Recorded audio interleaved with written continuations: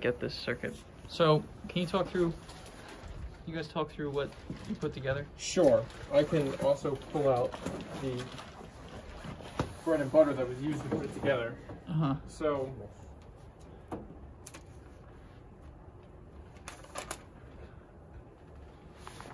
So the main motivation for this mess is that we wanted to be able to read the camera, well, period, but as fast as possible. And so the camera is set up such that there are 8 data pins, and they feed data in parallel.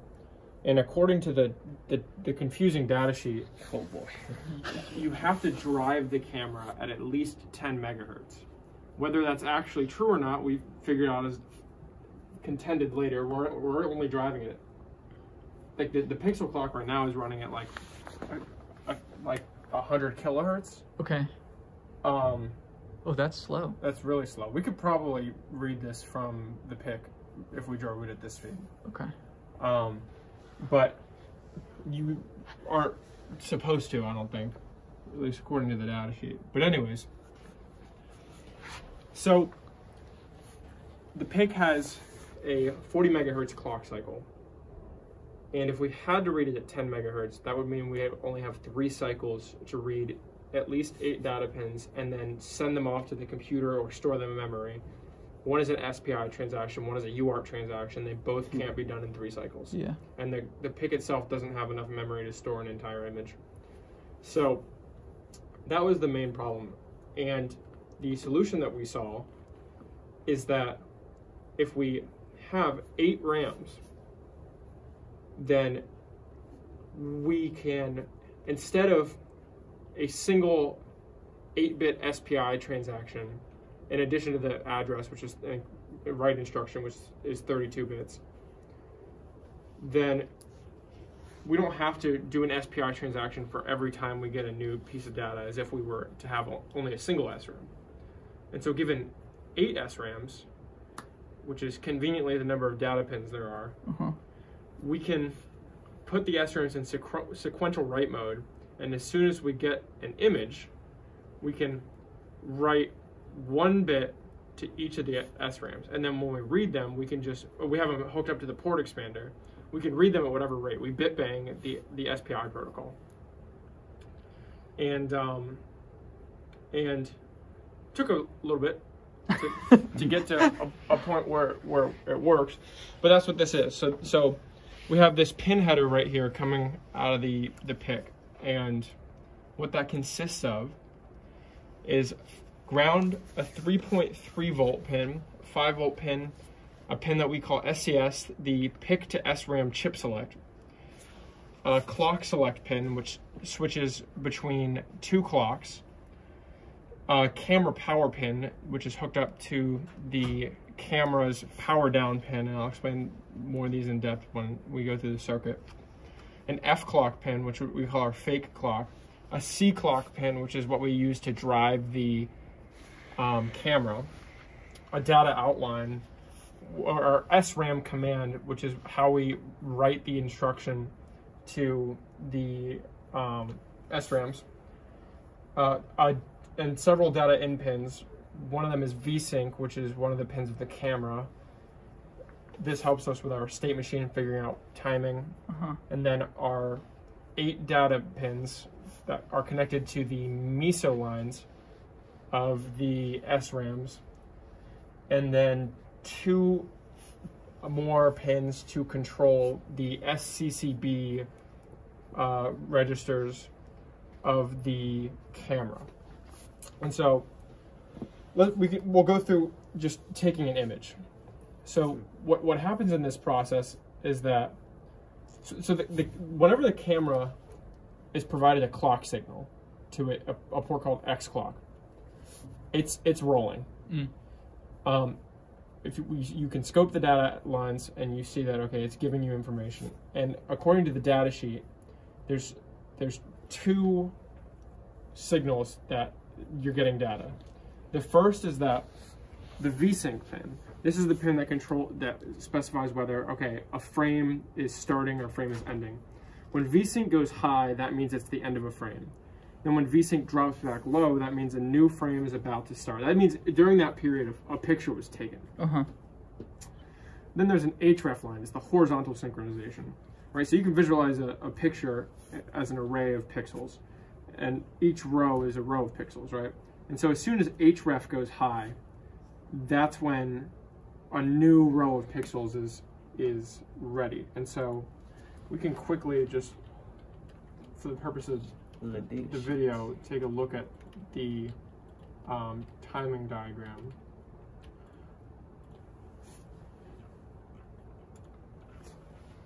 And so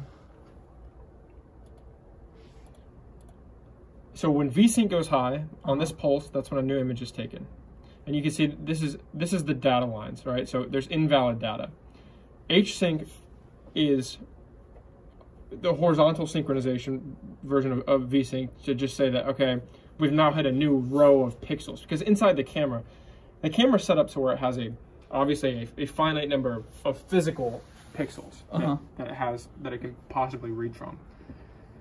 And it has a set of registers that you can configure to choose which of those pixels you actually want to read from. So then you can set, okay, I want VGA resolution, I want 640 by 480. Or I think what we found what works best for us is QCIF, which is 352 by 240. Right, so the main signal that we need to listen for is this href. As soon as href pulses high, that is a new row of data. You can see 640, this is for VGA, so it has 640 pixels in a row. And then you can see down here, this is when the valid data starts. So the goal is we need to find a way to capture this valid data as soon as it's available and throw it into the SRAM with an analog circuit, because we don't have enough CPU cycles to do it in software. And so that's kind of how our system is. So the first thing that we wait for is for Vsync to pulse high. When Vsync pulses high, then we know, okay, new frame. But, sorry, before that, we have to give the SRAMs an instruction, okay, hey, new data's coming. We have to give it a write instruction. So if you look at the circuit, this orange wire is the shared Mosey line. So it's shared across one line, and all of the 8 SRAMs are it's connected to all of the SRAMs. Each SRAM is Mosey line. And how we are able to have 2 separate Mosey lines, one from the camera data, one from the PIC, is that we connect the shared Mosey lines to diodes to, from these diodes, this is the shared Mosey line, diode to where they meet up. And then we also have diodes coming out of the data pins. And then a pull-down resistor such that when both are grounded, the SRAM knows that, okay, time to write ground. So anyways. So the Mosey from here is connected in parallel to all the SRAMs, so that when you send a configuration command to one, you send it to all of them? Right. Okay. And so the SPI protocol has 4 main features, or 4 pins. It's Mosey, MISO, S-clock, and the chip select. So we start the transaction by dropping the chip select. As soon as chip select is dropped, then the SRAMs know, okay, something's going to happen, whether it's a read or write, we don't know yet. And so then we have to give it a clock signal. And as soon as the clock signal goes high, the SRAM is reading in data. So we have to provide it data as soon as we pulse the clock high. And so we're bit-baiting this. We have a clock that we call the fake clock that we're just pulsing whenever we want to put something on the data lines, as far as just writing, and we only use this to write a command. So we write our instruction across this shared Mosey line with the F clock on a single output pin that we call SRAM command. Once we finish the instruction, all of the SRAMs are ready to go. As soon as they get the next clock signal, they're going to read in whatever on their Mosey input line. And am I correct that the instruction that you're sending to all of them is to put them in sequential write mode so that you can just stream data into them? Okay. That's right. So the first thing we do is we give them all the instruction. They're ready to go. Then there's a power down pin on the camera. And so while we're doing that, we have the power down pin active high to put the camera in standby mode. one of the issues that we ran into is that when the camera's not in standby mode, it's feeding out data on the data pins. Most of it is invalid data, but that provides noise when we're trying to write the instruction to the SRAMs. So we power it down, put it in standby mode. As soon as we're done, we turn it out of standby mode, and then we give it a clock signal. And that clock signal is C clock. Right now we have it configured to an 8 megahertz square wave. And so when that happens, we then wait for Vsync to go high, start of a new frame, wait for Vsync to then drop low, right? Or sorry, Vsync going high is the end of the last frame, Vsync going low is the start of the new frame. And then we have this logic right here. And so this top portion is for the clock, and this bottom portion is to control the chip select. So we have a pin called clock select. And what clock select does, when it's a 0, that's how we indicate that we want to use our fake clock. And when clock select is high, that's how we indicate that we want to use the P clock. This is the clock that the camera outputs to synchronize the pixels. So that's how you select whether you're communicating from the PIC or allowing for the camera to control the... Who's controlling the SPI line, the PIC or the camera? Right. Okay. And so when clock select is low, which is what it is initially, then it allows F clock to get through this AND gate and then through this OR gate. But when clock select is high, then we have to come over to this circuit. And so this has a couple inputs. So only getting valid data when href is high, right? So that's clear that that needs to be one of the inputs, because we only want P clock to pulse. We only want the clock into the SRAMs to pulse when we're getting valid data. Otherwise, we're going to read in nonsense. And then Vsync needs to be low. This, I think, is redundant because href is high always. So that is the dominant portion, but we found that out later in practice. And then P clock. So this is set up so that after clock select drops, only when href is high and P clock pulses does a signal get through to the SPI. So this guarantees that you're only clocking data into the RAM when the data is actually valid. Right. Because the data is only valid when href is high. Exactly. Okay. And so now looking at the timing diagram for the outgoing data from the camera. So data is put onto the, new data is put onto the data lines at the falling edge of P clock. And so right when href goes high, the first byte of data is loaded on, and then as soon as P clock goes high, that's indicating, okay, this data is fresh, this data is the new data from the frame. Well, that's also how the SRAM works. As soon as SRAM goes high, the S clock goes high, the SRAM writes the data to the address. So, in theory, we could, I mean, this should work, right? We switch the clock over to the SRAMs, and then it just streams in data. Now the problem is that, well, there's a couple problems, but the first is, it has to do with the chip select. The chip select needs to stay low for the whole transaction, and then it also can't stay high, or it can't stay low any longer than the transaction like afterward. When we're done getting new data, it needs to go back high. And the problem is that if we were communicating directly from the PIC and giving data straight from the PIC, then the PIC knows as soon as we're out of data. As soon as we're out of data, we just don't pulse the clock line and we raise chip select. But the PIC doesn't know when we're out of data. The PIC would need to be pulling Vsync in order to figure out when the frame is over. And it just can't do that fast enough to not possibly stream in or overwrite data.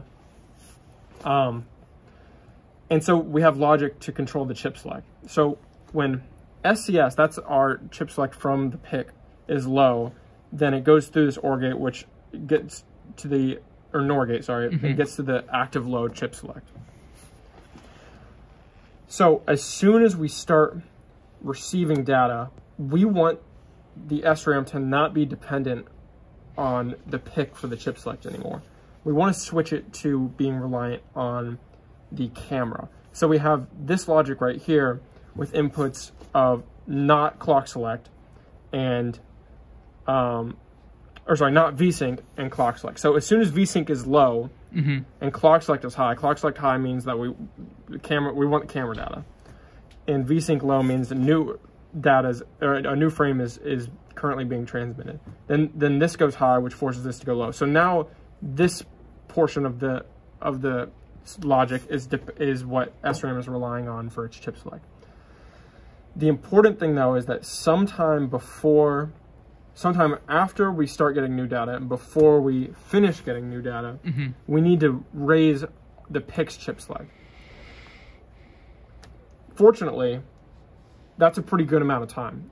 So although we can't pull Vsync to raise the chip select as soon as the image is done being transmitted, we can at some point after we realize that we're getting new data, wait for Vsync to drop back low, which causes this logic to go high, and then drop or raise the PIC chip select. And that doesn't need to be an incredibly fast operation. We have plenty of cycles to do that, and that's how this works. So the camera will automatically raise the chip select line when the frame is over. Exactly. Okay. And so after that, camera just writes sequentially. And then once the chip select line is raised, once the camera raises the chip select line, the SRAM transaction is done. And then that gives us the ability to read the SRAMs at whatever rate we want to. Okay. And so that comes to the next part. So now we have 8 data pins going out of the SRAM into the port Y of the port expander. And so we pulse the F clock, we read all of port Y, which is itself an SPI transaction, but it doesn't matter. We can take our time with the SRAMs. And then we communicate that data over the UART channel to, over the serial line to the computer, and then in Python, read the image data. Okay, so the part of the process here with strict timing requirements is getting the data from the camera to the external SRAM. And then once it's in there, you can take your time. Exactly. To get the data out of the SRAM into the PIC and ultimately into the PC. Exactly. Okay. And the bottleneck in this situation, we've made we can take the picture and store it very fast, up to 20 megahertz, and the limiting factor there is the SRAM. The SRAM can take a clock speed up to 20 megahertz. But the UART transmission to the computer is a lot slower. Sure. And so a good future project would be, I think you told me one time that somebody implemented a way to send data over an Ethernet port to, and so we could, I guess what I'm saying, that the future project is to find a better way to stream data from a microcontroller to a computer. I think that's a critical problem, and one that I really haven't found a good solution for. And just to orient ourselves here versus here a little bit, so these are all the external SRAM devices. Sure. Are these integrated circuits all of this logic? Yes. Okay. These 4 ICs are the logic chips that we use, and it's not a one-to-one direct implementation. Yeah, sure. Instead of inverters, we use NOR gates, and that allowed us to be more allocatively efficient with the board. Okay. Okay, and then this is all the stuff coming in from the camera, and then this is the communication. Okay, gotcha. So, to anyone watching that might feel inspired by this, and I'm flattered, this part is really cool. This part was super rewarding. Getting implementing an idea that we had and seeing it work was great. But if you want to do a project with a camera, don't use this. This has been the bane of our existence. This camera's awful. And it was documentation ambiguity. Am I right about that? Yes. Yes. Okay. Completely correct. Okay. Yes. At least. Yeah. Because multiple different. So there are multiple. So OmniVision 7670. So the idea is that OmniVision developed CMOS camera. And there are like 3 different manufacturers for this camera. So everyone manufactures it differently, sometimes with different pinouts. Like for example, we were graced with a reset and power down pin, so that's nice. But all of the default settings that we found are actually very ambiguous. Okay. So I think one of the keys to this project was getting the SCCB to work, which was the serial camera control bus, right? Right. Yeah, Akube is exactly right. So it was pretty much, it's pretty much OmniVision's proprietary version of I2C. So not only did, we have to bit bang our own SPI, but we had to also bit bang and implement our own I2C to be compatible with the camera in order to make those adjustments. So before this whole process starts, is there a camera configuration step? Okay. So the camera on board has an FPGA, and it listens using the SCCB protocol. And so how that works is it's very similar to I2C, which there's only two lines. There's a clock line and a data line. And so we start the transmission by, I can quickly bring this up.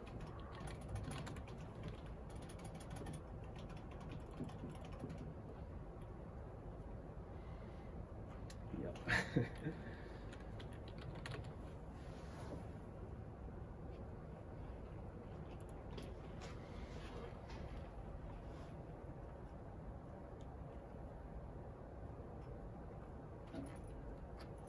So I'm not sure why this one is 3 wires, but that's the ternary one, so it should be below that.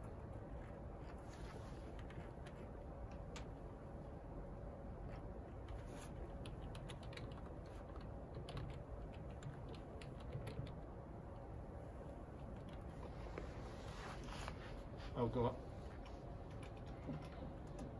Keep going now. I don't think this is the okay. But we can use the 3 to visualize it. If you go up a little more, sorry about it. Up a little bit more because that's the stop. Okay, I take it back. So SCCB, how we start the protocol is that we bring the data line and the clock lines high, like this, right? And so it's waiting for the data to go low for the first time, and then clock to go low. As soon as that happens, we're starting a transaction. Yeah. And so then what happens immediately after that is that we have to give it 8 bits. The first 7 are the address of the device. This is very I2C. Yes, it's very, I mean, that's exactly what you do with I2C. And then the last bit is the whether or not you're reading or writing. Okay. But the difference with I2C from I2C is that for SCCB, the first thing that you write to it, it's always a write. You don't, if you're trying to read data, you don't give it the device address and then read. You give it the device address, write, and then the packet is, the payload is the register address you're trying to modify or read from. And so then you stop, so 7 bits address, last bit, always write for the first time.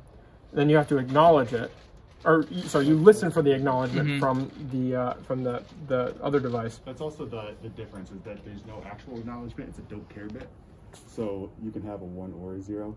Actually, I'm not sure that's true, because when we write to the register, it fails. So it needs a 1 when you write. Yeah, we need to hear a 1. If we don't hear a 1, then it refused it, and that happens. I have it whenever we start up the device. It goes through a configuration phase, and in that configuration phase, I just have for each command a while loop to just keep writing it until it works, until we get the acknowledgement. So, anyways, so then we get the acknowledgement after we write the register that we're trying to read from, the address of that. And then on the next, and then we stop the transmission. And how we do that is we bring both the data line and the clock low, bring the clock high, and then the data high. Sure. And so why this works is because data should not, in normal transmission, data doesn't change until the falling edge of the clock. So then, let's say we want to write to that register. Then on the next, we give it another instruction, and we say, and that payload, that write instruction is the data that is getting written to the register. Okay. And then if we wanted to read, then we give it the read command, and then we get the data that's currently stored in that register. Gotcha. Cool. So. My God, there's so many pieces to this. Yeah, and now the camera has a lot of registers to configure, and some of them, although they're supposed to be in their default settings, if you don't explicitly configure them, it won't work. And so like you can, the camera sideways right now, but you can see the outline of a desk. I think it's easier. We found that we put this spool of wire in front of it. That's a little easier to see. Yeah. At least something to focus on. And we'll give you a prettier image while this breaks. We call this part of my hoodie. You can see that this it's not fake. This is my hoodie. So it is capturing an image here. It is. So this whole communication chain is working. Yeah. It's some artifacting in there from who knows where, but okay. Yeah. So the camera is able to, in addition to being able to change the resolution of the image, you can also change how the color settings, like what color protocol that it reads the data out in. So the default and what we use is YUV, and YUV is a sort of compression that for every pixel you only need 2 bytes. So like in RGB 888, which is the normal protocol that most people are familiar with, each red, green, and blue of a pixel is an 8-bit integer, a single byte. And that's a number from 0 to 255. But for YUV, there's a U byte and a V byte and a Y byte. And there's an average of 2 bytes per pixel because it streams out the data from, it goes the first Y byte for a pixel, a U byte, and then the Y byte of the second pixel, and then a V byte. And then you actually construct those 2 pixels from their respective Y byte, and then they share the U and V. And so it's a calculation of luminescence, which is the Y, and then chroma values for red and blue values. Okay. Y is the brightness, the luminescence.